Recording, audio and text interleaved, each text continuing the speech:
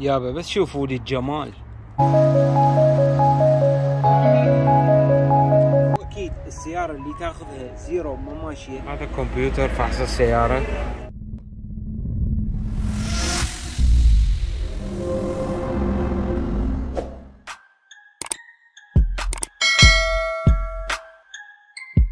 يا هلا بكم اصدقائي، في هذا الفيديو راح تعرفون كل تفاصيل شراء السيارة من الوكالة في امريكا. راح تشوفون كل التفاصيل بهذا الفيديو، راح ندخلكم داخل الوكالة وتابعوا الفيديو. لا تنسون الاشتراك بالقناة، تفعيل زر الجرس. يلا نبدي. في حالة عندك موعد، سوي موعد تجي ساعة العرض مال الديلر، الوكيل مال السيارات. احيانا الوكيل يكون بهذه المساحة واحيانا اكبر، بس معظم الديكورات والديزاين مال الديلر يكون بهيجي شكل، يعني قواطع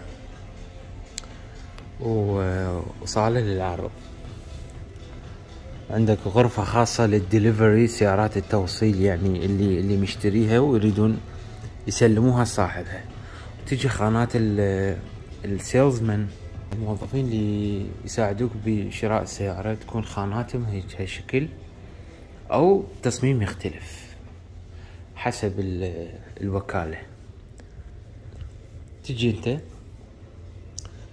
تجلس هنا يعني، وهو يساعدك، يشوفك السيارات مالته بالمخزون، الموجود، المستخدم، الجديد، شوف شنو اكو موجود عندهم. واذا هم عندهم غير براندات مثلا، هو يقدر يجيب لك اياها من غير مكان. هسه هنا عندك صالة العرض،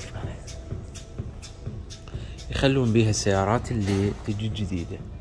بعدها تجي عادة بالمقدمة مال صالة العرض تجي غرف قاطع الإدارة، ويعني ممكن يكون أقل شيء 3 مدراء للمستخدم والجديد يعني. واكو غرفة خاصة مثلا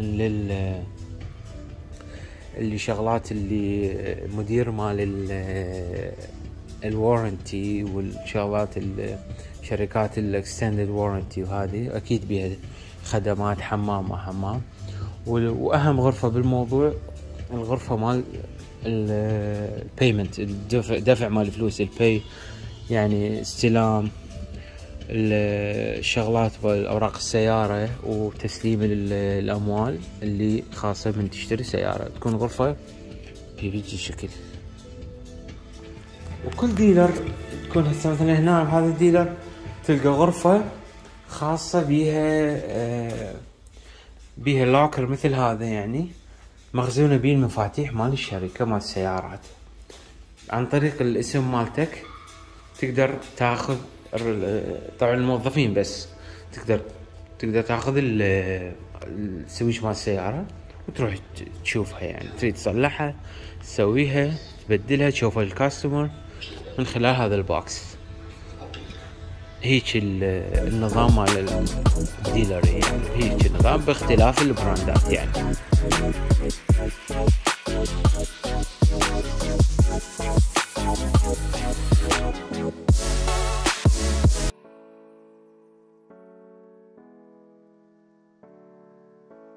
واكو مكان لانتظار الزبائن اللي هو مثل هذا.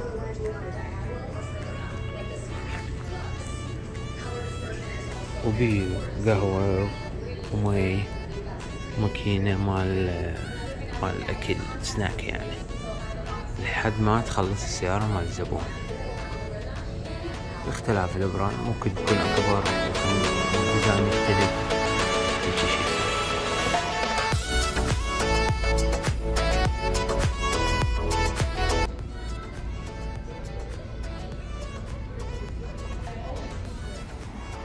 طبعا كل براند مال سيارة ديزاين البناية تختلف، يعني كل براند سيارة مثلا البناية زرقاء، سوداء، حمراء، بيضة. باختلاف براند سيارة تكون تصميم البناية مختلف حسب يعني الشركة المؤسسة مثلا مازدا، تويوتا، كيا، هوندا، هم يفرضون عليك البناية تكون بشكل ما، يعني هم ثابت، هذا الشيء ثابت عندهم للبناية. واذا البراند مال السيارة بسيارة على الشحن فتكون عندهم محطات شحن، يعني يم باب الديلر، يعني يم باب الوكالة تكون محطات تدفع فلوس وتشحن.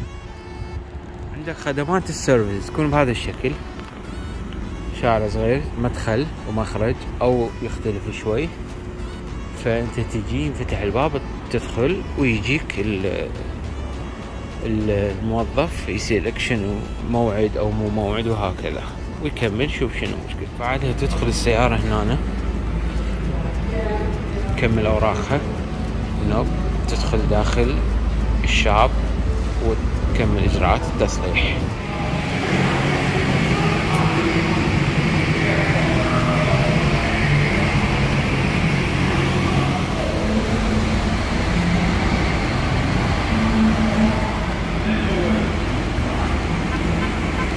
السيارة اللي عندها موعد مثلا تصليح او تشيك، اذا مو انتظار فيجيبوها للبارك هذا مثلا مخصص، كل ديلر يختلف شو شلون، بس هي الفكرة نفسها. تتبرك السيارة هنا، يجي التكنيشن ياخذ السويتش مال السيارة من البوكس، من الشاب ياخذه ويجي للسيارة ياخذها ويروح يفحصها ويشوف اوراقها شنو مكتوب، شنو تحتاج وشنو تريد تشيك. تتكمل تنغسل السيارة وتروح تتبرك يم السيرفيس هناك، يم الباب مال السيرفيس هناك، وهكذا كل رو، يعني هاي كل بارك، كل خطين، كل خط مختلف. هسه هذا اكو خطوط للسيارات الجديدة، واكو خطوط للسيارات اللي محتاجة تصليح، واكو خطوط للسيارات المبيوعة والجديدة همين، المستخدمة والجديدة يعني. هذا الجراج هنا، القسم الاول مال الجراج. هسه مثلا هاي السيارة مبيوعة بس محتاجة ستيكر فحص تنحط، تتجهز للكاستمر، تنغسل وتروح.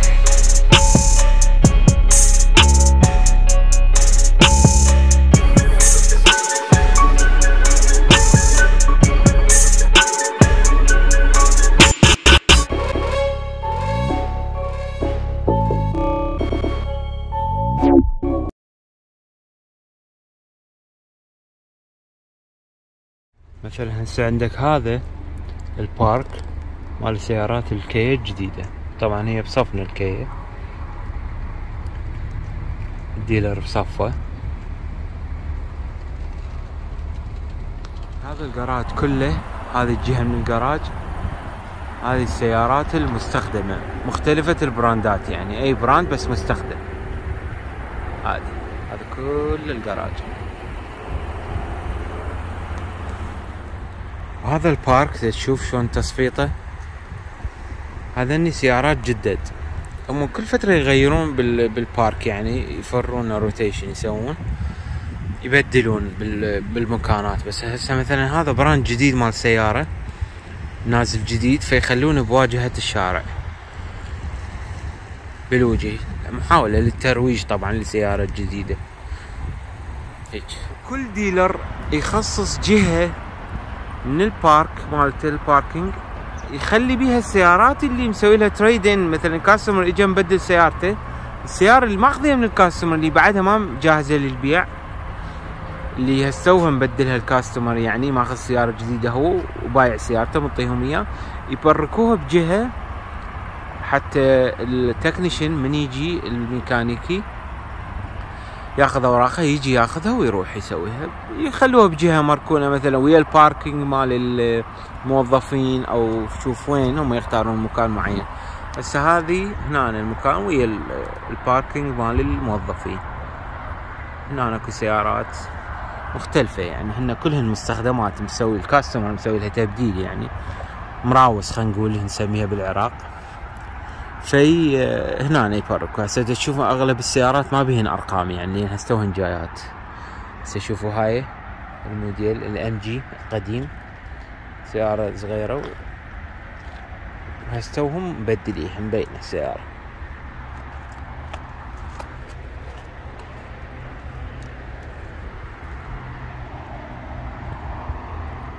هسه هذا الباركينج مال السيارات الجديدة تكون بهذا الشكل. عادة السيارات الزيرو الجديدة يخلوها مقابل الوكالة.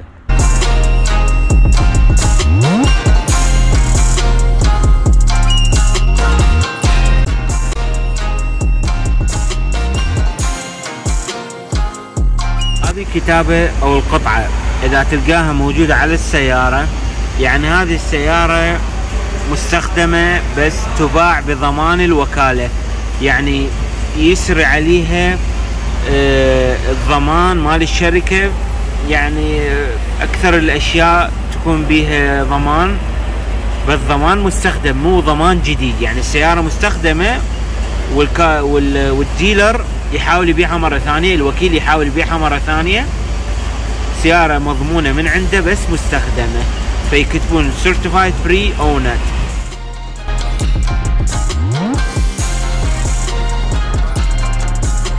كمبيوتر فحص السيارة اللي من خلالها تفحص السيارة، وهذا كيبل والجهاز الوايرلس. حاليا خلصت فحص السيارة، هسه نشوفكم بعدها يطلع رقم الستيكر. هذا رقم الستيكر مثلا يطلع تروح تاخذه وتلزقه بالزجاج الامامي للسيارة، تنطبع الورقة.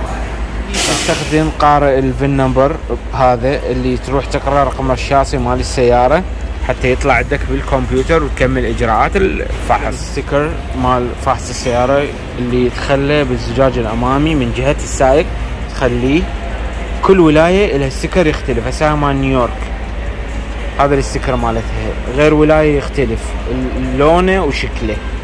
تسوي السكان حتى تنطبع الورقة تاخذها تعطيها للكاستمر.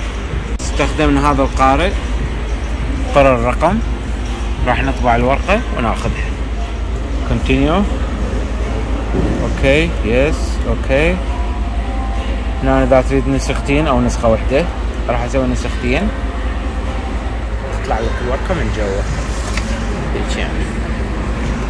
وكل السيارات راح تلقاها بالباركينج برا بدون ما تدخل للديلر جوا او تبحث بالاونلاين. راح تلقى تجي للسيارة جامة الخلفية اللي ورا السائق، راح تلقى هذا الملصق. هاي التفاصيل تجي من الشركة، تلقاها التفاصيل هاي موجودة مالتها كلها، موديلها والجير والمحرك وين مصنوع وهاي الشغلات كلها وسعرها. فهنا تقدر تقرأ الأوليات مال السيارة بهذه الورقة. كل السيارات الجديدة زيرو تلقى بيها هذه الورقة. طبعا مو السيارات الجديدة، الوكالة بس اللي تبيع السيارات الجديدة، ماكو غير مكان يبيع سيارة جديدة لوكالة معينة، بس الوكالة نفسها تبيع السيارات. ممنوع سيارة زيرو تبيعها غير شركة مو مالتها، يعني بس الوكيل اللي يبيعها. واكيد السيارة اللي تاخذها زيرو ما ماشية اي شيء تلقى بيها سواء بالداخل او بالخارج، شخط بسيط، شغله ما عجبتك يعني ما مبين عليها انه هي، طبعا هي زيرو اكيد بس بيها شخط بسيط بالقشر جوا، بالجلد، بالقماش، بالدشبول، هذا كله تقدر تقول انا ما اريد هاي السياره اريد غيرها. طبعا لو يبدلوا لك القطعه نفسها جديده يحطون نفسها هيك ويبيعوا ويرجعون يبيعوا لك اياها، بس هو طبعا زيرو. بس انت الك حق انه ترجع السياره قبل لا تاخذها اصلا، تقول لهم هاي بيها شخط ما اريدها، تأوردر غير سياره او تاخذ غير سياره، كل الحق وياك. او بعد فتره من اخذتها انت بالجارنتي مالتها، الورنتي يعني الضمان مالتها، ترجع تقول لهم هاي السياره اللي لقيت بيها هيجي، يسوي لك اياها يعني الشغله. يا اما يبدلوا لك مثلا فرضا دشبول بيه شخط، يبدلوا لك القطعه نفسها تحت الضمان اكيد، بس ترجع طبيعي كله اصلي الوكاله. الوكيل مال السياره ما يعطيك قطع غيار غير وكاله اصلي، ممنوع يعطيك قطع غيار غير اصليه. هذا ضروري جدا بالنسبه له. طبعا تحاسب الشركه الام مال السياره. مواطن اجي اريد مثلا بالاونلاين شفت سياره واريد اشوفها شوف عين، يعني اجي مثلا هسه هاي لقيتها بالاونلاين عفو، اجي القى اباوع عليها والقاها هنا مثلا مصفوفه، اباوع عليها من برا مدراسه هيك يعني من الجامعه واشوف هيك، وبعدين اسوي موعد وياهم واجي اشوفها، اخذ المفتاح السويتش مالتها واخذ بها يعني تست درايف واشوف شنو وضعها، ما تعجبني ما اخذها هيك. بس انت مثلا تيجي تلقى السيارات كلها مفركه بهالشكل هذا بالديلر كله، الجديد والمستخدم. اذا مستخدم وغير ماركه مثلا مال السيارات طبيعي عادي، بس الجديد هو الوكيل نفسه مسوي لها باركينج خاص للجديده، السيارات الجديده، وتقدر انت تشوفها.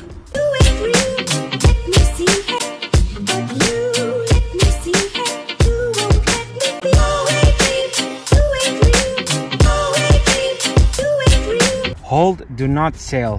الكاستمر قايل لهم مثلا انتظروني فد يوم يومين واعطيكم خبر، فمبقيها هيجي hold do not sell حتى هو يعطيهم يعني رد انه مثلا اريدها او ما اريدها او فد سبب معين. طبعا هي ما راح تنباع بهيك حاله، لازم هاي الملصقات كلها تنشال من القشر يلا تنباع. السياره تجي من الشاحنه مثلا تنزل تجي تتبرك السياره، بس ما تنباع للكاستمر مباشره. هسه مثلا عندك هاي السياره هاي مثلا هسه طابقه مبركه وهاي، بس ما تنباع هيك. الكاستمر اذا اجى قال لهم مثلا اريد هاي السياره، راح تدخل للوكاله جوا، هذا الراب هذا اللاصق هذا ينشال، اكو شغلات كماليات جايه ويا السياره تنشد. مثلا هسه هاي مال هوك يشدوها، الكب هذا العلامه مال السياره اللي بالنص بالويل كب هذا ينشد. الشغلات بعد الملصقات هاي كلها تنشال، تتنظف السياره، تتلمع، النايلون الداخلي مال الكوشنات ينشال، تتجهز السياره بالكامل نظيفه وجاهزه طبعا ولاصق فحص وهاي، وتسلم للكاستمر جاهزه. ما تنباع السياره مباشره من الشاحنه، يعني تنباع كحكي بس ما تسلم يعني السياره الا تكمل يعني بالتفاصيل كلها تكمل وتتنظف وهاي التفاصيل والشغلات يلا تسلم للكاستمر. اشكال الوكالات هسه عندك هذه كي بكل العالم التفصيل مال القطعه واللون والبنايه والشكل مالتها نفس الشيء. مازدا اسود نفس الشيء همين، كل العالم هيك الديزاين مال الديكور مالتهم. طبعا والالوان مازدا اسود مثلا، عندك كيا احمر، هوندا ازرق، وهكذا. كل شركه لها لون خاص وتفصيل خاص، والبنايه بديزاين خاصه بكل العالم ما تغير بشرط من الشركه الام.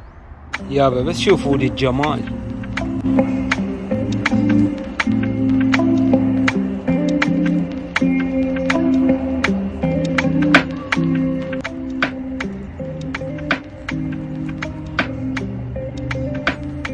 Lexus RC Sport.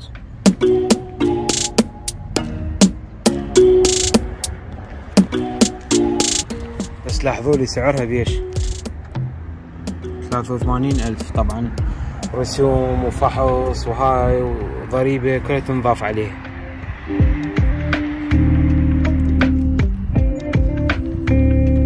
طبعا هذه صارت عرض لكسس، وكيل لكسس هذا. شوف صار شلون كبيرة ومختلف تصميم مالها، فكل وكالة لها تصميمها الخاص. وهذه اللوحة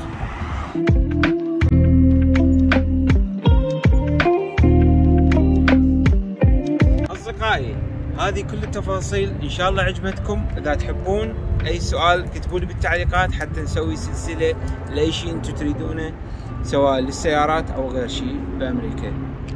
باي باي، لا تنسون اللايك والاشتراك بالقناة. يا هلا.